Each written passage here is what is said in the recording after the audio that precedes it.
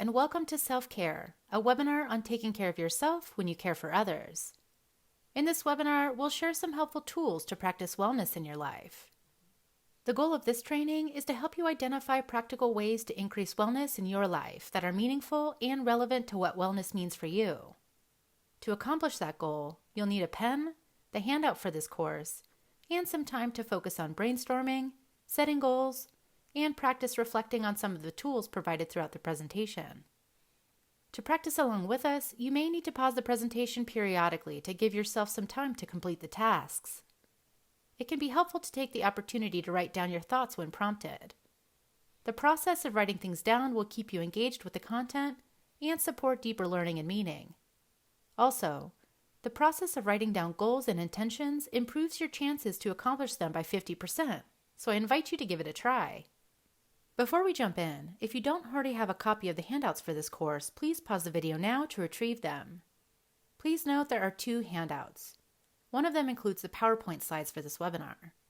Please feel free to print this document out to help with taking notes along the way. The second handout is your Wellness Toolkit and contains exercises for this course that I will prompt you to review throughout the course of the webinar. So please, pause the video now to gather the handouts before proceeding.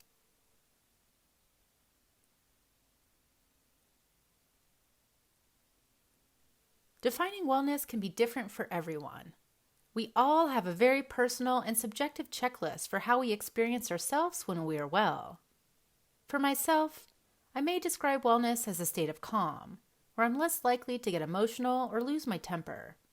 When I'm eating right, sleeping enough, waking up early to make lists and set goals, staying on top of my laundry and email, and setting time aside to spend with my family or call an old friend. When any one of these things starts to slide, it's an early sign for me that stress or an overscheduled life may be catching up to me. Please take a look at page 1 of your Wellness Toolkit handout that you printed.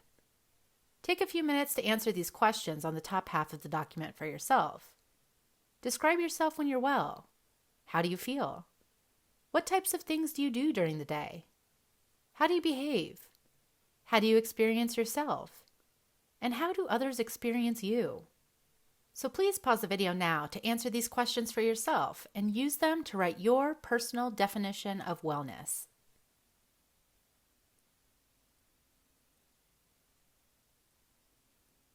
The road to wellness is an inside job and will probably not be a straight line.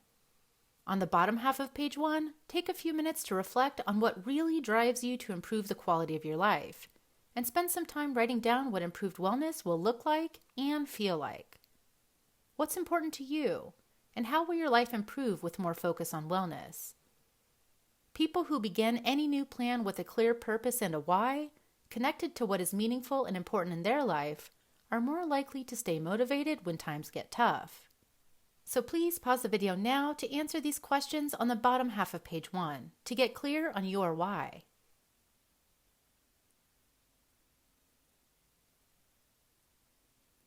Now on page 2 of your Wellness Toolkit, take some time and list the things you need to do every day to maintain your personal wellness. What are those things that you know you need to support your well-being and manage your stress? What does your ideal day look like, and what kind of things would you do? Once you've written out what you need to do every day to maintain your personal wellness, go to page 3 and take some time to write out what your ideal schedule will look like for a week, starting with when you would ideally wake up, and ending with when you would ideally go to bed. Fill in as many details as you can to illustrate what an ideal day looks like for you. You may want to write your schedule out in pencil so you can make modifications later. Please pause the video now to draft your list of things you need to do every day to maintain your personal wellness on page 2, and draft your ideal schedule for the week on page 3.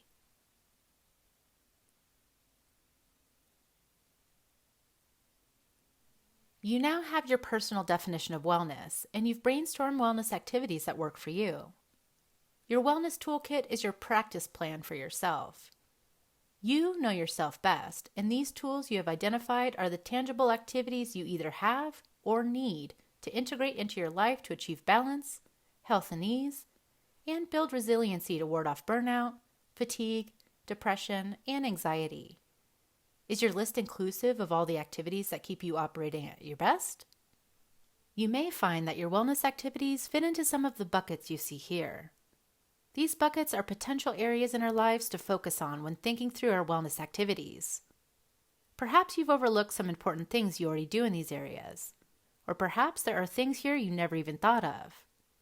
It may also be the case that these domains are not right for you at all. If that's true, choose some that are and spend a few minutes brainstorming what you may need and what you may consider to build your wellness activities in those areas. Take a look back at your weekly schedule. What activities can you add to your timeline to focus on wellness in these areas? Once you've identified a few areas where you could strengthen your wellness practice, you can begin to make action plans to achieve your goals. Please pause the video now to take a look back at your weekly schedule and add any activities that may be missing.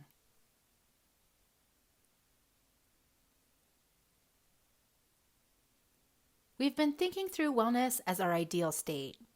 We've talked about what you are like when you are well and some activities in your toolkit that keep you well. Having that list written down can give you perspective on what to pay attention to in terms of your own wellness. You know long before anyone else does when you begin veering off the path of self-care. Noticing when you're not doing your day-to-day wellness activities can give you an early warning sign that you may be taking a sharp left turn away from your self-care goals. And what about your stressors? Stressors can be people, situations, thoughts, attitudes, feelings, memories, or anything that can derail you and your care for yourself. We all have them, and they're unique for each of us. They're those things that make our temperature rise and react without time to think. The science is pretty clear here. We can all experience threats, real, imagined, or otherwise, that take us out of our prefrontal cortex where rational thinking, creativity, problem-solving, learning, and higher levels of functioning take place, and put us into our limbic brain, our automatic fight-or-flight response, where we react emotionally, lashing out or shutting down. One thing's for sure, the cognitive load of your limbic response releases stress hormones and can drain your energy reserves. Understanding which situations create this environment for you can help you develop a plan and the skills to cope when these situations arise. Everyone experiences stress at one time or another, and many times we're able to bounce back fairly quickly after periods of stress or stressful situations. Prolonged or chronic stress, however, can take a toll on our body, mood, behaviors, and overall health. Some signs to tune into that stress may be impacting your health and wellness include a lack of motivation, sleeplessness or overeating, moodiness or losing your temper quicker than usual, headaches, lack of concentration, feeling overwhelmed or anxious, reliance on alcohol or other substances to cope, increased or out of control eating, and avoidance or not coping with demands or responsibilities. When faced with challenges, we can either use positive coping strategies or negative coping strategies. Examining your own habits is an important step when developing your self-care plan. Please proceed to page 4 of your Wellness Toolkit to follow along. The purpose of this exercise is to examine your habits when you're faced with challenges. Do you have a positive response when faced with challenges, or do you sometimes respond negatively? What coping strategies do you use that you would like to change? Thinking through our habits will help us recognize when we may need to reevaluate our coping skills and think of new ways to expand the positive habits we use. So please pause the video now to examine your typical habits when you're faced with challenges on page 4 of your Wellness Toolkit.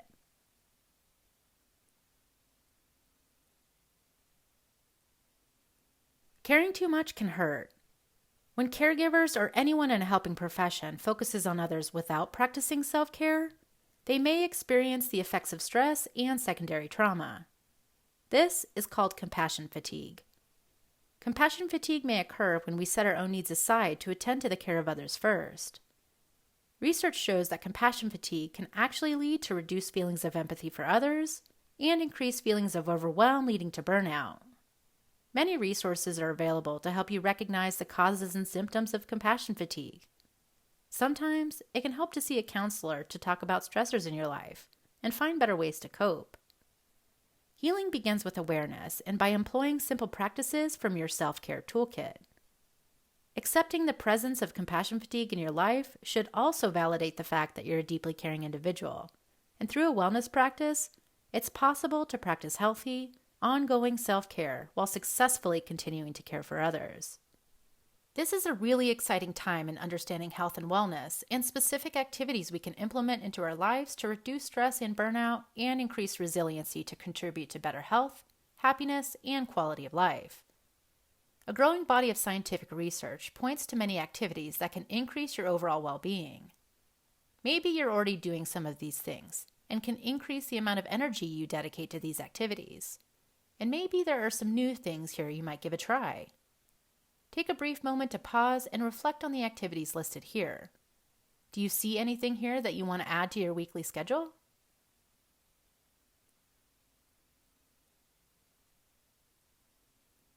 By this point in the webinar, we've discussed some of the health impacts of stress and compassion fatigue, and you should have collected some ideas and activities which serve the intention of enhancing energy, restoring balance, increasing resilience, supporting health and wellness, and reducing stress.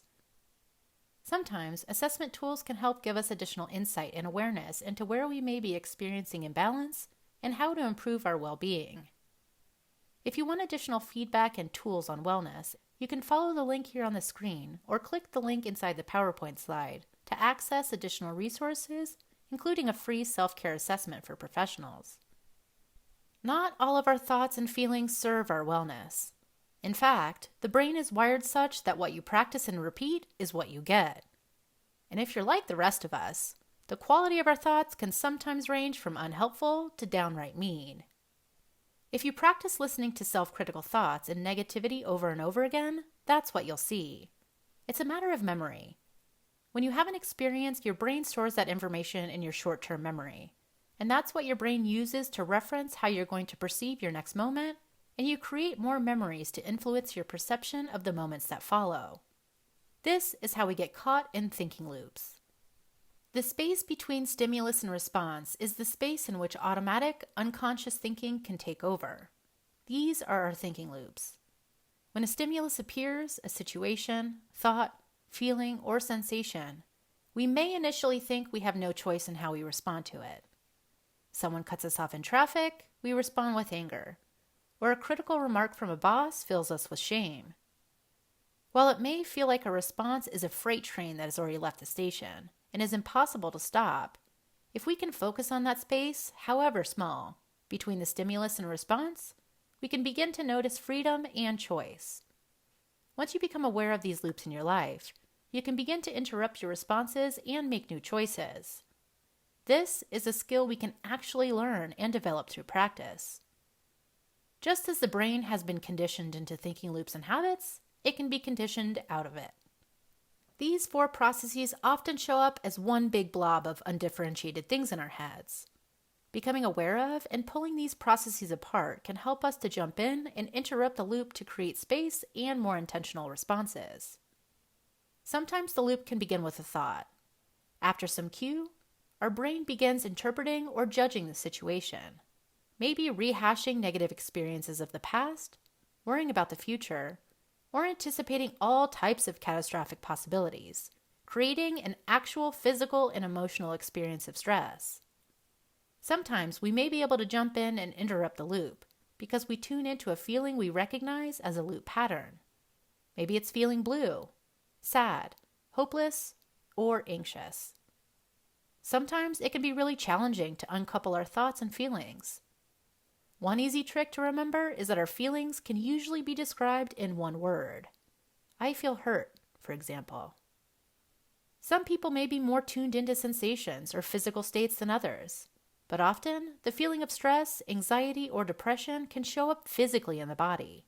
Maybe a tightening of the chest, a sensation of heaviness or fatigue that makes you want to stay in bed, an increased heart rate or shallowness of breath, or even changes in appetite.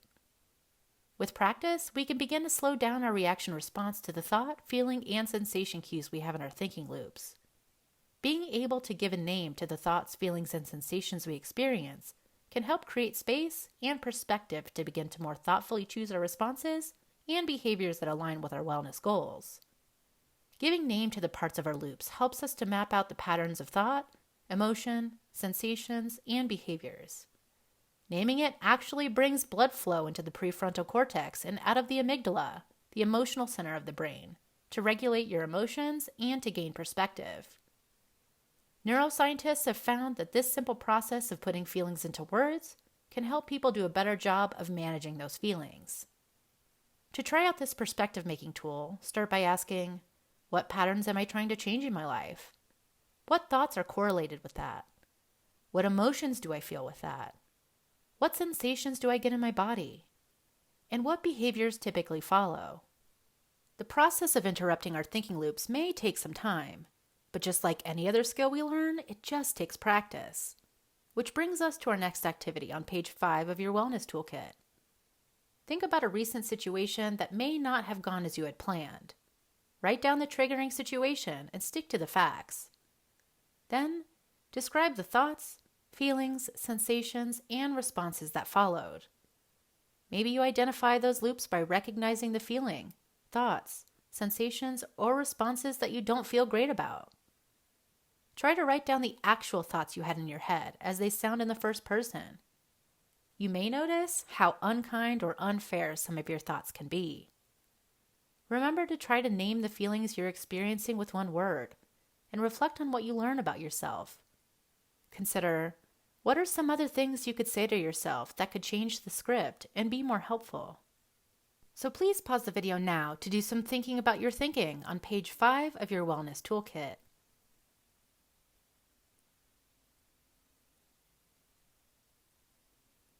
Oftentimes, we encounter our thinking loops at our jobs, and in a 40-hour work week, we can find a lot of opportunities to gain awareness of our thinking and control our reactions to situations.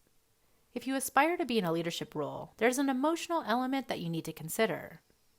It's what helps you successfully coach teams, manage stress, deliver feedback, and collaborate with others. You may be aware of Daniel Goleman's work on emotional intelligence. Emotional intelligence is the ability to understand and manage your emotions and those of the people around you. People with a high degree of emotional intelligence know what they're feeling, what their emotions mean, and how these emotions can affect other people. A body of research is growing which demonstrates the connection between emotional intelligence and leadership. Think about a great manager that you've had in the past. You likely felt comfortable going to that person with your questions, concerns, and needs, and they were likely receptive to you and worked to address them and make sure that you felt supported.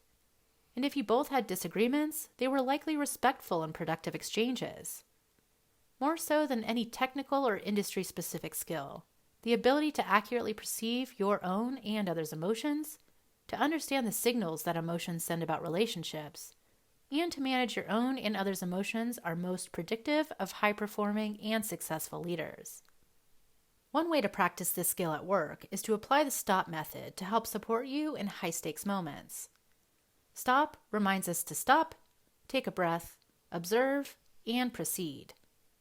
The ability to stop and take a breath can reduce physical stress symptoms in the body, positively affect emotions and mental well-being, increase mental clarity, energy, and focus, and improve future reactions to stress. With reduced stress, we can keep ourselves from fight or flight mode and begin to observe. Observe in this method refers to paying attention to what you're feeling in the moment and in your body, as well as what's going on around you. The more we practice this skill, the more we can tune in to how we react to situations in order to proceed as your best self.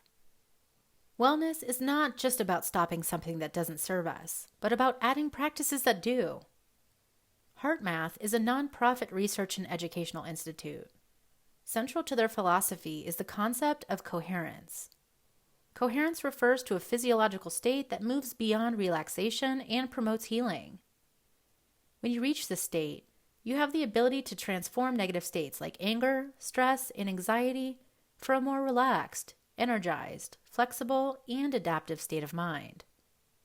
This coherence is achieved through a simple, science-based approach to synchronizing the two halves of the nervous system, the sympathetic, which is the fight or flight system, and the parasympathetic, the rest and digest system.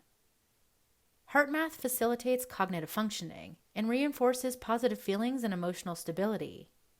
Learning to generate coherence by sustaining positive emotions not only benefits the entire body, but also profoundly affects how we perceive, think, feel, and perform. Here's how it works. First, bring your focus and attention to your heart. Feel it in your chest. Imagine your breath flowing in and out of your heart. Inhale for 5 seconds, expanding your chest and belly. Hold your breath for 5 seconds. And exhale for 5 seconds, completely emptying all of the air out of you. Continue this for several minutes until you feel more calm and grounded. Next, activate a positive feeling. Perhaps you can recall a time when you felt peaceful inside, with a loved one, a pet, in nature, worshiping, dancing, listening to music, or whatever else you can recall that has brought you peace. Once you evoke that feeling, soak it in and stay for 10 breaths. Notice how it makes your heart and body feel to absorb the feeling. Let's try this together. Tune into your heart. Take a deep breath in. 4, 3, 2, 1. Hold it in. 4, 3, 2, 1. Breathe out. 4, 3, 2, 1. In. Hold. Out. In. Hold. Out. In. Hold. Out. Breathe in. Hold. Out. In. Hold. Out. In. Hold. Out. Now, activate that positive feeling or memory. Breathe in. Hold. Out. How are you feeling? Whenever you start to notice that your brain is being hijacked by negative states or emotions, give this box breathing technique a try to help bring you out of fight or flight mode and into the here and now. Now that you're tuning into your loops and learning how to interrupt those that no longer serve you, it's also important to build systems around yourself to support your wellness and self-care goals. This may include setting boundaries and communicating those with people around you. Being clear about what's okay and not okay will help you manage your stress and helps others to understand how to support you. The consequence of not setting boundaries can be resentment, anger, frustration, and burnout. These emotions can negatively impact our relationships by eroding trust and confidence at work, home, and other spaces with people we care about. A growth mindset is a skill we can develop to increase our own resiliency and recover from setbacks. Dr. Carol Dweck and her team became interested in students' attitudes about failure when they noticed that some students rebounded, while other students seemed devastated by even the smallest setbacks.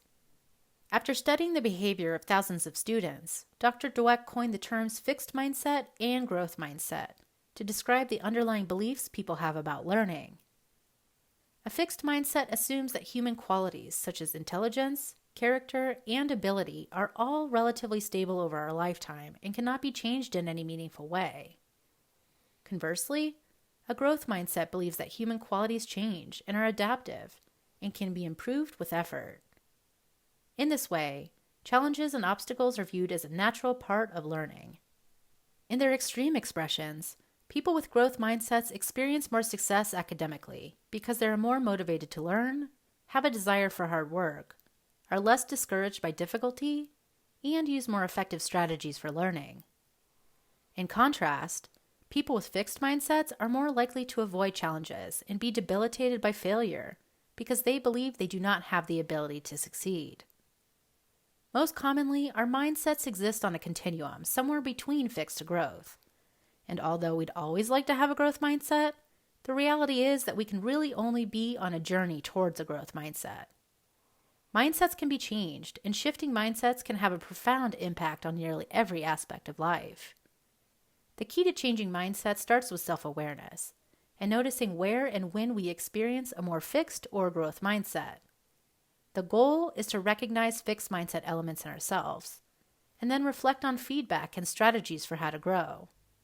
Easier said than done, but let's explore this with a little activity. The first step towards a growth mindset is to try to become aware of the internal commentary that shows up when you're faced with difficulty, whether you've made a mistake, hit a setback, or received some form of external criticism. Briefly describe the challenging situation and the thoughts that are triggered by the situation. Step 2 is to get curious. Your mind might be saying things like, I can't do this. I'm not good enough. I'm not smart enough. And I failed last time, so I'll probably fail again.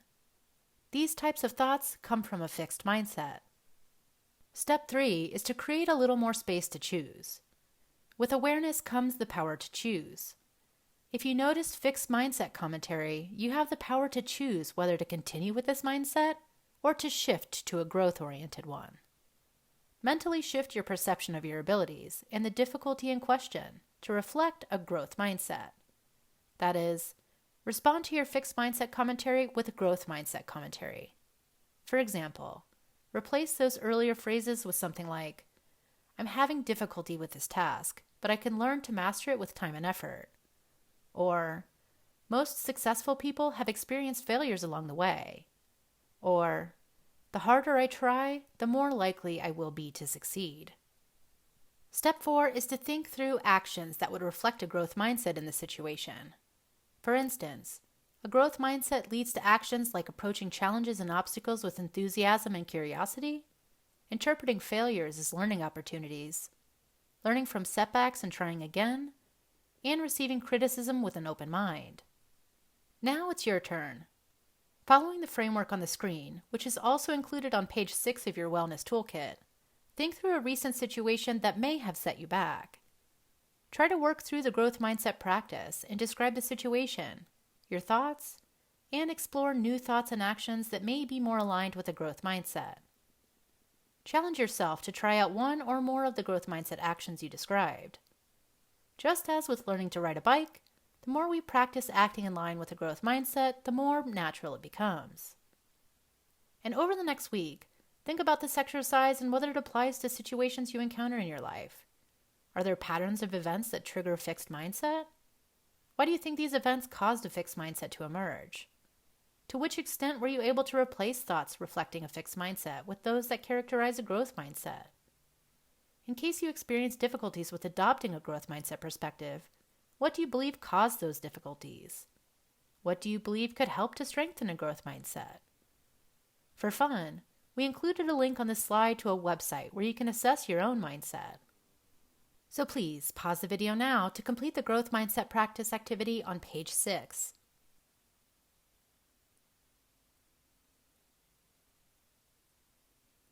So we've talked about noticing and changing negative thought loops that may not be serving us. Cultivating positive self-talk is an important next step towards achieving greater self-compassion and building resiliency.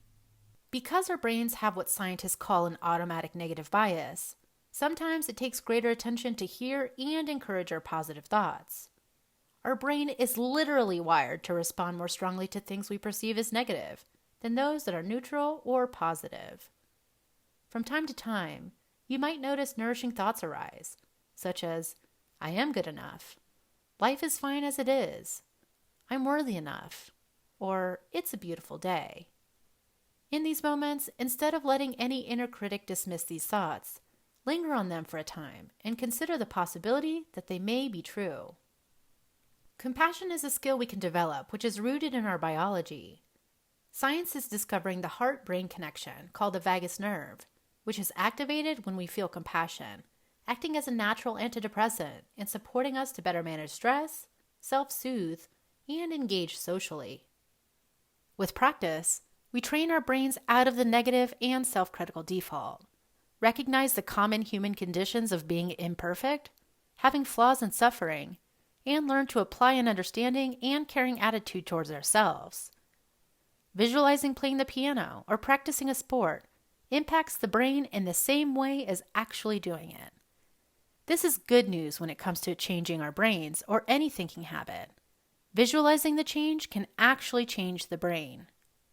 If self-compassion is not a muscle that's easy for you to flex, perhaps start with this exercise from the work of Dr. Gilbert in compassionate mind training. Think of the image of someone or something that embodies or represents nurturing qualities for you, such as wisdom, warmth, acceptance, understanding, non-judgment, and compassion. This may be someone close to you, or it could be a fictional character, an animal, or a famous, historical, or religious figure. It could even be a place. When you find it difficult to generate nurturing thoughts of self-acceptance, recall your compassionate image and consider, what would this person say to me right now? Or keep it simple. Put your hand over your heart, take a deep breath, and wish yourself well. It's well documented that healthy habits like exercise, diet, and stress reduction are key elements to building wellness and warding off depression. There are no shortage of programs, diets, and remedies out there that promise positive results, but it's not easy to make the changes stick. Life gets busy, and our brains are wired to pull us back to where we're most comfortable. So we have 5 tips for you to help you stick with your self-care plan. Uncovering your why and revealing what motivates you to make this change is a powerful driver. Intrinsic motivators keep us on track far more than extrinsic motivators. So exercising to fit into your clothes better is not as strong of a purpose as exercising to give you more energy and stamina to play with your kids. People who write down their goals are far more likely to achieve them than those who do not. The process of writing a plan helps us crystallize and get clarity on the many goals that we have swirling around our minds at any given time. A realistic plan can serve as a roadmap to your goals and provide you hope as you track your progress. Plans should be clear, challenging, but not impossible to achieve. A growth mindset is an approach to seeing obstacles and setbacks as a learning process instead of a failure. When you stumble from your plan, instead of giving yourself a hard time, ask, what can you learn from this as you continue to move forward?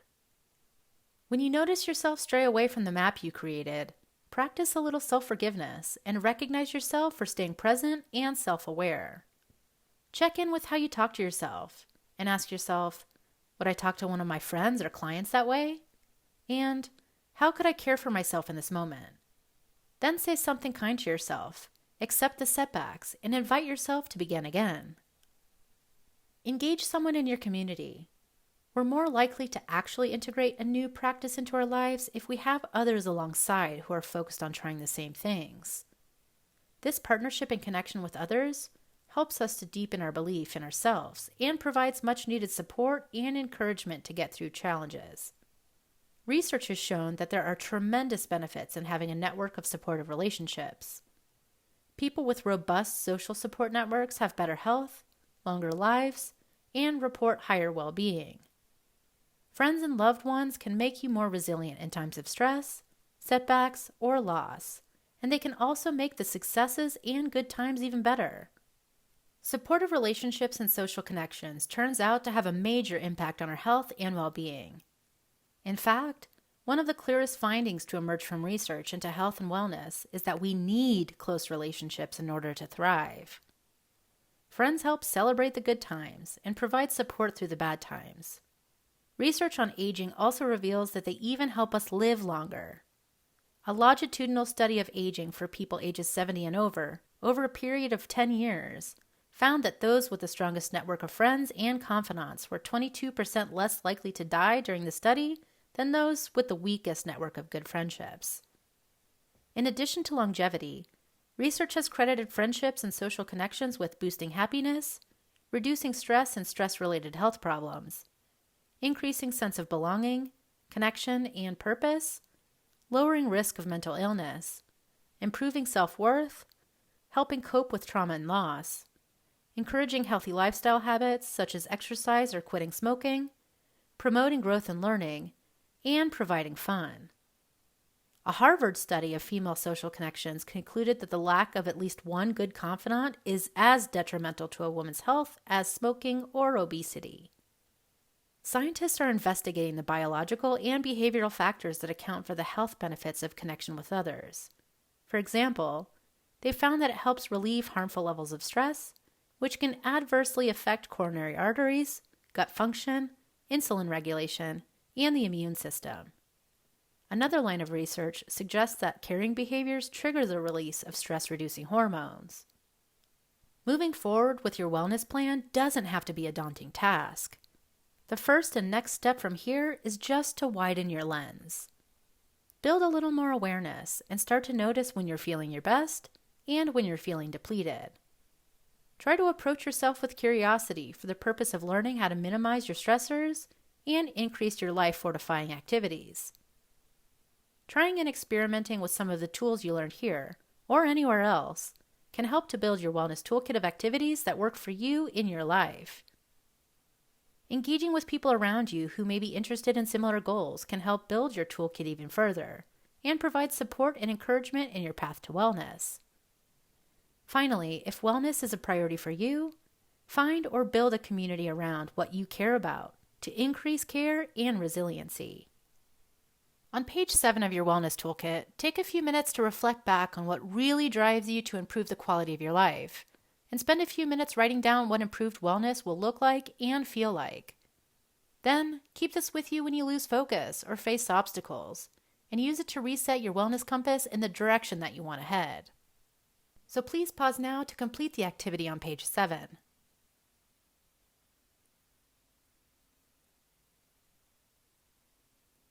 The road to wellness is an inside job and probably will not be a straight line. Page 8 of your wellness toolkit includes an emergency self-care exercise to help identify your unique self-care needs during times of distress.